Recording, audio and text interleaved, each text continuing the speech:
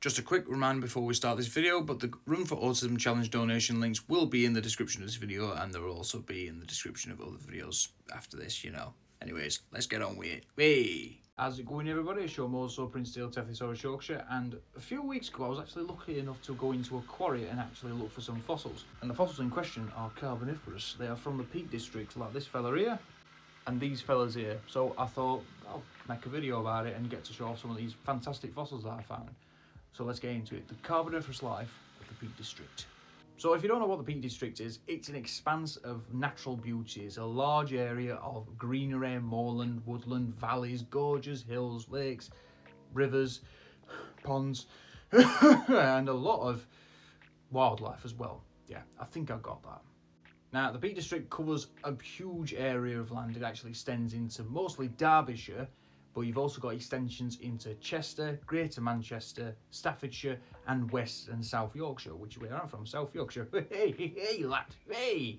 A majority of the Peak District is actually protected under the Peak District National Park, which was designated in 1951. Apart from that, the tourism for this area is massive. You get up to about 14 million people per year visiting to come and see the natural beauty of this area. And as a young'un, I actually frequented the Peak District a lot, and I still do to this day. It's a beautiful area to go hiking. If you're near the Peak District or you want to go to the Peak District, please do, because honestly, it's absolutely gorgeous out there. A majority of the geology of the Peak District is actually made up of Carboniferous deposits, particularly limestone and gritstone deposits. However, the oldest rocks, which are often recovered through borehole sampling, can date to maybe a bit older than 538 million years ago. That's pre-Cambrian. But we also get Ordovician and Devonian rocks, so around about 486 to 358 million year old. So we could have actually had Yorkshire Dunkleosteus. It could have been going around like, I'm going to have all these fish for tea, fish fingers. Oh, I love that. And then on top of them, you've got your Carboniferous rocks, which that's your meat and potatoes, a majority of Sunday roast in there. These rocks date to about 358 to 313 million years old, and it's a range of different environments, range of different formations, range of different fossils. But we also get a lot of folding, a lot of faulting, particularly during the Neo-Verician stage of the Verician orogeny event. This is basically where there's a lot of shifting in the earth, a lot of tectonics, and this is actually what creates a chunk of mountains during the Carboniferous. We also get several slivers of post-Carboniferous deposits, particularly the Triassic rocks of the Chester Formation, which date to about 249 to 246 million years ago. Don't know if we found any dinosaurs in there, doubt we have. If not, I'd be the first to know. We've also got some Neogene deposits that date to around about 13 to 7 million years ago, and some Quaternary deposits, so your Ice Age deposits essentially. They date from about 1.3 million years ago to modern day. So for the rest of this video, I'm actually going to talk about two examples from two Carboniferous deposits in the Peak District and outline the environments and the fauna that lived during that time. Now, first up, we're going to talk about an example from the Peak Limestone group that's around about 358 to 326 million years ago. And this mainly contains formations that are made up of shelf or off-shelf environments, and they actually co-occur with each other. So they're not in a sequence, they're actually co-occurring with each other and represent different environments from around the same time. Now, the example we're going to go through from the Peak Limestone group is the Eyam Limestone Formation. I know, it's lovely to say that. Ranges from about 336 to 326 million years ago, so about 10 million years. That's pretty good, that. At this time, the UK would have been located near the equator, so it could have been quite warm, a lot warmer than it is today, really tropical. It would have been a mixture of reef and lagoonal environments, so you're getting a variety of different environments and therefore a variety of different creatures. Now, this would have sat in the photic zone, which basically meant that it was shallow enough where there was a lot of sunlight coming in, and corals would absolutely love it. But this was also a perfect environment for a lot of shark-like creatures. Now, what I mean by this is that a lot of the things that typically we'd call sharks around this time are actually not sharks. They're relatives of sharks. They're in the same general supergroup as sharks, but they're not sharks. Do you get what I mean? No? Anyways, let's get on with it. Now, the first one was Cladodus. Now, this fella was a multi-cussed toothed shark, which meant that, his teeth had lots of sticky up bits, lots of grippy bits. And this is probably what he did. He actually probably gripped prey more than he sliced it. So he was a bit greedy. He just grabbed it, snatched it, and...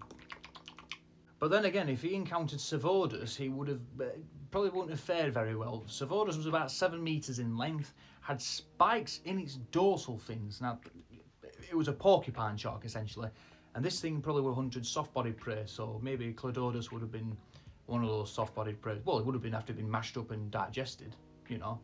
So is life. Now, Petalodus was taking the mick a bit because he was actually copying Globidens here with his robust teeth designed for crushing up mollusks, and he would have crushed up brachiopods around this time, as per some of the evidence we actually found in the quarry that I went in a couple of weeks ago. Now, in this environment, you didn't just have the sort of shark-looking creatures, you also had a variety of invertebrates, including trilobites, like,